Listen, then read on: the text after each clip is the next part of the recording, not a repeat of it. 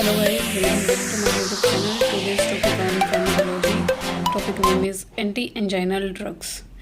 तो सबसे पहले हम देखते हैं एंटी एंजाइनल ड्रग जो शब्द है इसका मतलब क्या है। एंटी का मतलब है आपका अगेंस्ट, एंजाइना का मतलब क्या है। एंजाइना आपका एक तरह का चेस्ट पेन होता है, सीवियर चेस्ट पेन होता है, स्पेशली आपकी चेस्ट की लेफ्ट साइड देखने को मिलता है। ठीक है, ये किस वजह से होता है, या आप इसको और क्या बोल सकते हो, इश्मिक हर्ट डिजीज़ आप इसको बोल सकते हो। ये इश्मिक हर्ट डिजीज़ का एक एग्जाम्पल है आपका एंजाइना। एंजाइना जो है इसका पूरा नाम एंजाइना पेक्टोरिस है। ये आप कार्डियोवास्कुलर सिस्टम के अंदर पूरी एक डिजीज़ पोर्शन में आप इसको पढ़ते हो। ठीक है, ये जो एंजाइनल कंडीशन है ये आपकी मॉर्बिडिटी और मोर्टेलिटी का एक बहुत बड़ा रीज़न है। ठीक है, पेशेंट के अंदर कार्डियक डिजीज़, मॉर्बिडिटी मतलब डिजीज़ रेट और मोर्टेलिटी मतलब डेथ रेट। ठीक है, तो इनको ये क्या करता है, आपका एंजाइना की वजह से पेशेंट के अंदर बहुत ज़्यादा आपको डिजीज़ रेट और डेथ रेट देखने को मिलता है। तो सबसे पहले ड्रग्स के बारे में पढ़ने से अच्छा है हम पहले एंजाइना पेक्टोरिस के बारे में पढ़ें, ताकि आपको ड्रग कैसे काम कर रही है एंजाइना के ऊपर उसके बारे में आपको अच्छे से पता चले।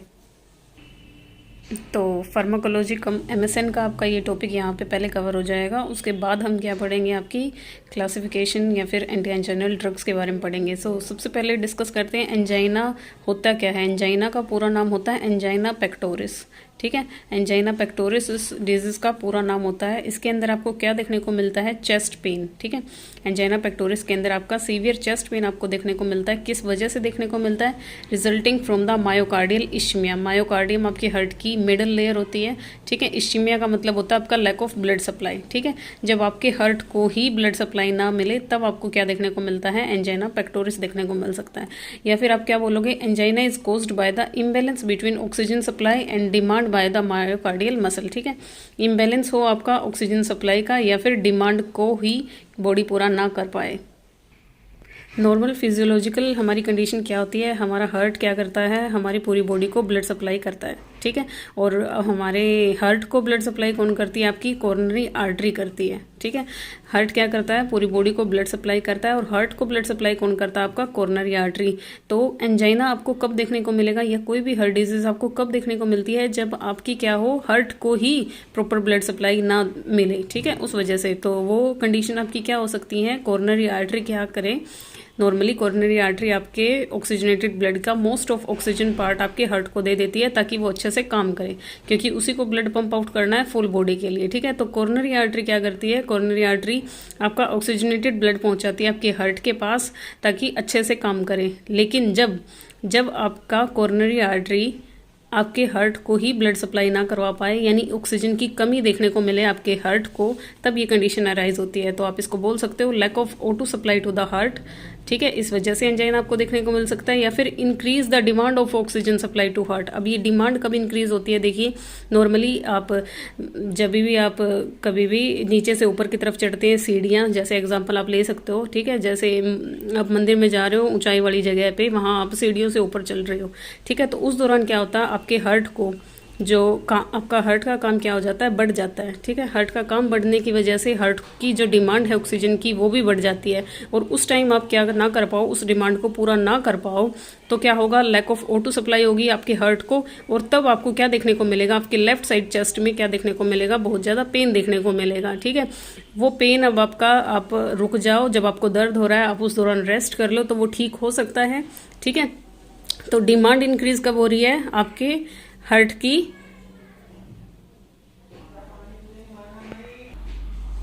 तो दीज आर टू कंडीशन जिसकी हेल्प से आप क्या समझ सकते हो एंजाइना क्या होता है, ऑक्सीजन सप्लाई कम हो जाए, या फिर क्या हो जाए, आपकी ऑक्सीजन की डिमांड बढ़ जाए। ठीक है, इस वजह से आपको क्या देखने को मिलता है, यही बातें यहाँ पे लिख रखी हैं, या तो लैक ऑफ ऑक्सीजन हो जाए या फिर डिमांड बढ़ जाए मसल की काम करने की। ठीक है, तो एंजाइना पेक्टोरिस के अंदर आपको जो पेन है, वो पेन आपको कैसा देखने को मिलेगा वो हम देखते हैं। ठीक है, एंजाइना के अंदर आपको सडनली, ठीक है, सडनली आपकी चेस्ट में पेन होना शुरू हो जाएगा, और पेन सीवियर लेवल का होगा। कैसा पेन होगा, ऐसा लगेगा जैसे आपकी चेस्ट को प्रेस किया जा रहा है। ठीक है, और ये पेन आपका रेडिएट कर सकता है आपकी गर्दन में, आपके जा में, बैक में, या फिर आर्म में, लेफ्ट आर्म में। आप जब भी गूगल पे सर्च करोगे एंजाइना पेक्टोरिस तो आपको एक पिक्चर दिखाई जाएगी, जिसमें क्या होगा, लेफ्ट आर्म को रेड कलर से डिनोट किया जाएगा, यानी एंजाइना का जो पेन है आपका वो क्या होगा, रेडिएट होता है लेफ्ट आर्म की तरफ। ठीक है, नेक्स्ट हम पढ़ेंगे एंजाइना पेक्टोरिस के कोजेज के बारे में। ठीक है, क्या क्या रीज़न है जिसकी वजह से जो आपका लैक ऑफ O2 सप्लाई होती है या फिर डिमांड बढ़ती है। ठीक है, तो वो हम जानेंगे। सबसे पहला जो कोज है वो आपका दिखा रखा है coronary artery spasm. Coronary artery का आपको पता है क्या होती है? कोरोनरी आर्टरी वो आर्टरी है जो आपकी हार्ट को ब्लड सप्लाई करती है। ठीक है, जब उस आर्टरी में ही क्या आ जाए आपका एक मतलब अनचाही कॉन्ट्रैक्शन आप जब आपको देखने को मिले तो क्या होगा, तो जो आपकी डिमांड है हार्ट की ऑक्सीजन की वो फुलफिल नहीं हो पाएगी, जिस वजह से आपको पेन देखने को मिल सकता है। नेक्स्ट कंडीशन आपको बता रखी है अर्थ्रोस्क्लेरोसिस। ठीक है, अर्थ्रोस्क्लेरोसिस क्या होती है उसको हम एक डायग्राम की हेल्प से देखेंगे।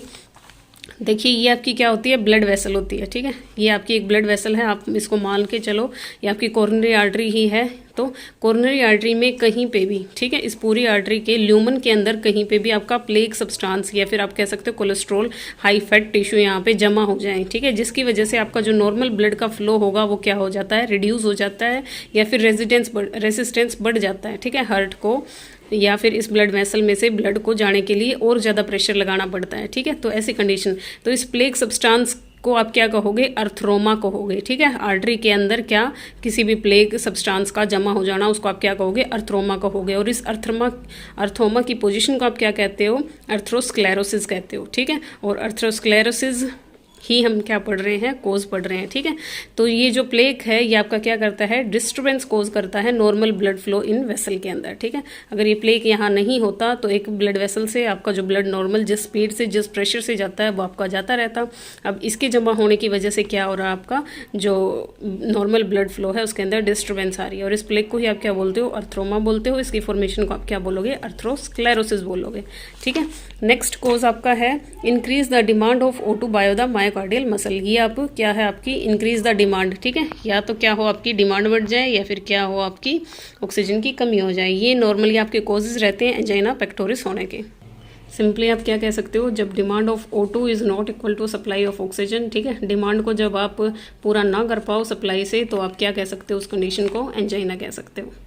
तो अब जो आप एंटी एंजाइनल ड्रग दोगे, आपको थोड़ा आइडिया आ गया होगा कि आप किस तरह से ड्रग दोगे या फिर आप जो ड्रग दोगे वो किस चीज़ पे काम करेंगी। ठीक है, नॉर्मली आपकी जो एंटी एंजाइनल ड्रग हैं वो या तो क्या करेंगी, जो आपकी डिमांड है ऑक्सीजन की उसको घटा देंगी, या फिर क्या करेंगी आपकी सप्लाई ऑफ O2 को बढ़ा देंगे। ठीक है, अगर ऑक्सीजन पूरी मिल जाएगी तो पेन नहीं होगा, या फिर आप डिमांड को घटा दो उस वजह से भी आपका क्या हो जाएगा? पेन क्या हो जाएगा? खत्म हो जाएगा। या फिर अर्थ्रोस्क्लेरोसिस, जहाँ पे ये प्लेग आपका जमा हुआ है उसको क्या कर दो? आप उसको डिसोल्व कर दो। मतलब उसको आप कैसे डिसोल्व कर सकते हो? या तो आपके लाइफस्टाइल मॉडिफाई करके, या फिर एक्सरसाइज वगैरह करके, या फिर आप सर्जरी करवा के। ठीक है, या फिर जो स्मूथ मसल आपकी स्पाज्म हो रही है, कोरोनरी आर्टरी जो स्पाज्म हो रही है उस स्पाज्म को ठीक कर दो और उस वेसल को डायलेट कर दो। तो जो भी आप एंटी एंजाइनल ड्रग दोगे उनके यही सारे क्या रहेंगे? आपके मैकेनिज्म ऑफ एक्शन रहेंगे। ठीक है, नेक्स्ट हम पढ़ेंगे रिस्क फैक्टर।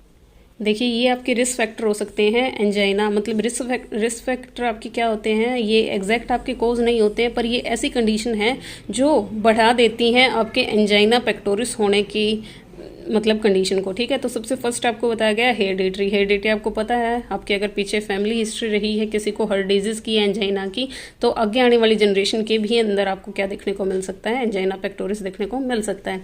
नेक्स्ट कंडीशन क्या है आपकी? हाइपरटेंशन आप किसको बोलते हो? जब आपका बीपी मोर देन 140/90 हो जाता है तब आप क्या बोलते हो? हाइपरटेंशन की कंडीशन। ठीक है, यानी लंबे टाइम से आपकी आर्टरीज के ऊपर क्या पड़ रहा है? प्रेशर पड़ रहा है। नेक्स्ट आपका क्या रह सकता है? एज। ठीक है, एज क्या है आपकी? एज अगर आप 40 ईयर से अबव हो जाते हो तो वो भी आपका एज क्या है? Risk factor. हार्ट डिजीज के लिए आपका क्या हो सकता है? रिस्क फैक्टर हो सकता है। नेक्स्ट कंडीशन आपकी डायबिटीज़ मेलाइटस। ठीक है, डायबिटीज़ मेलाइटस कोज नहीं करती है एंजाइना पेक्टोरिस को, बस ये क्या बन सकती है? कारण बन सकती है एंजाइना पेक्टोरिस होने का। नेक्स्ट कंडीशन आपकी सिगरेट स्मोकिंग। ठीक है, सिगरेट स्मोकिंग प्लस आपका लाइफस्टाइल बहुत ख़राब है, मतलब आप क्या कर रहे हो? लाइफस्टाइल आपका बहुत ही लेज़ी है, सारा दिन आप कोई एक्सरसाइज नहीं करते हो, जंक फूड खाते हो, पैकिंग फूड खाते हो, तब प्लस आप सिगरेट भी स्मोक कर रहे हो, तो ये बहुत ज़्यादा आपका मतलब क्या करता है? एंजाइना पेक्टोरिस या हार्ट डिजीज़ को बढ़ाने में एक फैक्टर की तरह रोल प्ले करता है। नेक्स्ट आपका इंक्रीज सीरम कोलेस्ट्रॉल लेवल। ठीक है, यहाँ पे क्या, अगर आपकी बॉडी में कोलेस्ट्रॉल लेवल ज़्यादा हो रहा है तो वो आपका ये प्लेग की फॉर्मेशन बनाना शुरू कर देगा, जिसकी वजह से आपकी कंडीशन आपको क्या देखने को मिलेगी? अर्थ्रोस्क्लेरोसिस वाली। नेक्स्ट आपको बताया गया है जेंडर का। मोर कॉमनली जो आपकी हार्ट डिजीज हैं वो मेल के अंदर होती हैं, एक्सेप्ट आपका ओरल पिल टेकिंग मूवमेंट। ठीक है, यानी उन औरतों के अंदर भी आपको देखने को मिल सकती हैं जो क्या करती हैं, आपका ओरल पिल्स ले रही हैं। तो आज हमने इस वीडियो के अंदर पढ़ा है आपका एंजाइना पेक्टोरिस क्या होता है, उसके कारण क्या क्या हो सकते हैं, ठीक है। और कारणों को ही लेके हमने ये भी पढ़ा है कि अर्थरोस्क्लेरोसिस को हमने डिटेल में स्टडी किया है, अर्थरोस्क्लेरोसिस क्या होता है, ठीक है। और हमने ये भी पढ़ा है कि दवाइयाँ अब किस तरीके से काम करेंगी, प्लस में हमने रिस्क फैक्टर पढ़े हैं। सो इस वीडियो के अंदर इतना ही। नेक्स्ट वीडियो के अंदर हम पढ़ेंगे आपका एंजाइना पेक्टोरिस कितनी तरह का होता है। अब आपको उनकी टाइप्स का पता चलेगा, तो आपको ये भी इजीली पता चलेगा कि दवाइयाँ आप कैसे कैसे दोगे, ठीक है। और उसके बाद हम पढ़ेंगे उसके कुछ साइन सिम्टम वगैरह। पहले एंजाइना पेक्टोरिस को पूरा करेंगे, फिर हम एंटी एंजाइनल ड्रग्स के ऊपर चलेंगे। Thank you guys, I hope आपको ये समझ आया है। मिलते हैं नेक्स्ट वीडियो के अंदर।